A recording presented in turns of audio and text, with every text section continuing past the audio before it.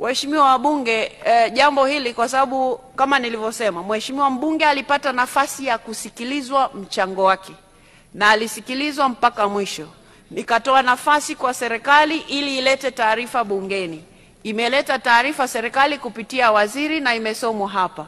Mheshimiwa Gambo, inaonekana kwenye ile taarifa iliyosomwa na serikali, yeye anasema waziri amedanganya kwenye taarifa yake.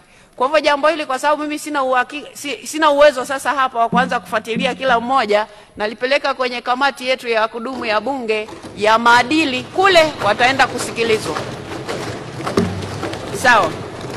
Kwa hivyo kamati yetu ya haki, maadili na madaraka ya bunge itaanza kazi mara moja, na leo ngoja niangalie vizuri. Leo ni tarehe ngapi jamani?